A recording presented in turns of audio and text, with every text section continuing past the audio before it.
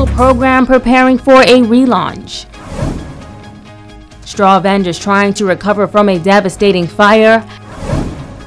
And a new video could be used as a marketing tool for Grand Bahama. The Bahamas Tonight Northern Edition starts now. This is the Bahamas Tonight, the Northern Edition. Good evening all. I'm Megan Shepard. Thank you so much for tuning in. Topping news, the Urban Renewal program is getting back on track. The initiative established to impact the lives of Bahamians throughout the country has, for the past several months, been somewhat dormant on Grand Bahama. Tonight, the Deputy Director for the program here in the North is giving an update on the way ahead for Urban Renewal. They have been mandated to revitalize and transform inner cities and urban spaces throughout the country. Deputy Director of Urban Renewal Grand Bahama and Bimini, Senator the Honorable Jasmine Turner Darius says that here on Grand Bahama, the main office is now open and ready to serve. We are open and we are active and operational, and we are ready to serve the Grand Bahamian community. The staff is basically getting ready for orientation now, and so the staff is already completed, and so we will see, and we are hoping for a strong team. It's a team of highly professional, qualified individuals that have the community at heart and that really want to work in their inner cities and see change and impact lives. She says they are currently focusing on the small home roof repair initiative to assist those that were impacted by previous hurricanes. Grand Bahamas experienced the tragedy of the last two hurricanes, and we've had an assessment team from New Providence led by Mr. Alvi Penn, and they were assessing the damages in the homes. And so for people that are interested, you can pick up a form at any one of the Urban Renewal centers, and you would have to provide your passport information, a photo, and proof of ownership of the land so that the applications can be properly processed during this time. But we are excited to be in the community. We're excited to impact lives, and the motto for Urban Renewal is people serving people, and that is what we're here to do. Urban Renewal also caters to the youth throughout the country. There are 5 centers on Grand Bahama, 1 in each constituency. Darius says they are also open and offering a variety of programs for students to take part in. The programs that we have are after-school program, we have a reading and literacy program, there's a computer program. We also have a very strong and robust music program where we have all of the instruments that are played that you can think of.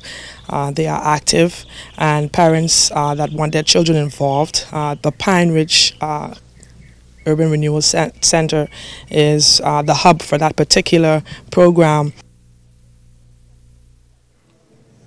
At least one straw vendor in the International Bazaar who was affected by that fire on Tuesday is already making a comeback. The blaze erupted around 4 a.m. and destroyed 1 of 3 buildings in the straw market section of the bazaar, leaving some 11 vendors displaced. Tonight, Sabrina Brown talks with the vendor who set up a makeshift shop just 2 days following the blaze.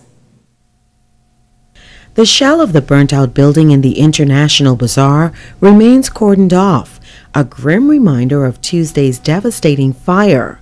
Carol Curry is one of 11 vendors who lost all of their inventory in that blaze. However, she says she is determined to bounce back. She has established a temporary setup to sell her Bahamian craft.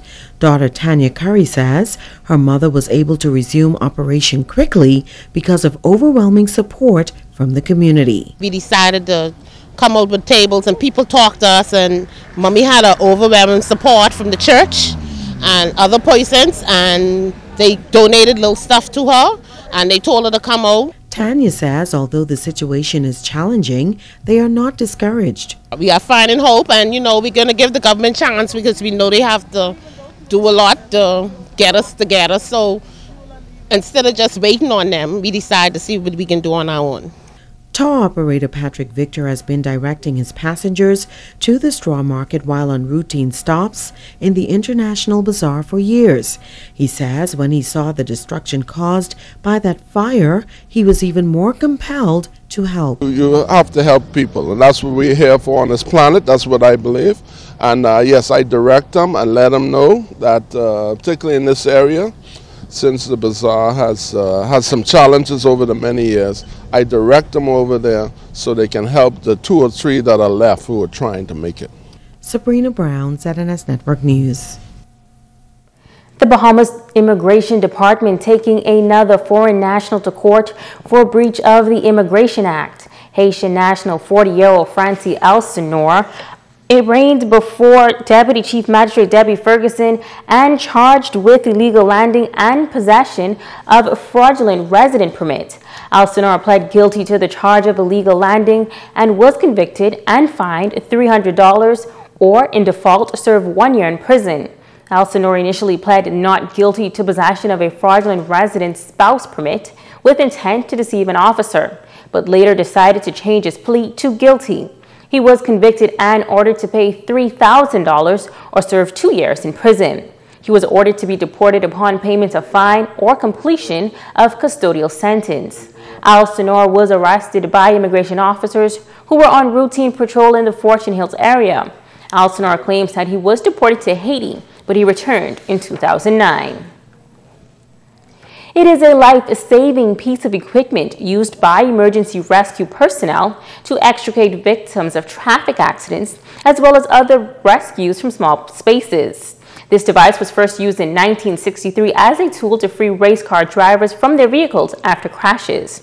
Tonight, fire crews will give us a brief demonstration on how this powerful tool works.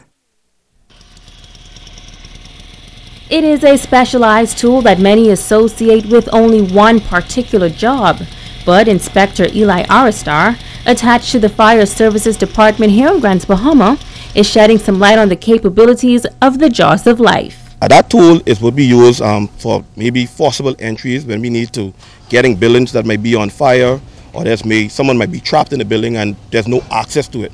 So this type of tool we would use to gain access into that building, and also helps us to create some type of opening.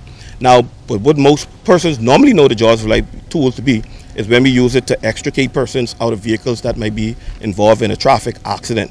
We usually had a term, the fire department cut persons out of vehicles. That is not normally the case, that we cut persons out of vehicles. We actually extricate them out of the vehicles, meaning we cut away any materials, any metals that may be holding or restricting that person's movement, and then we allow the EMS personnel to take that person out safely.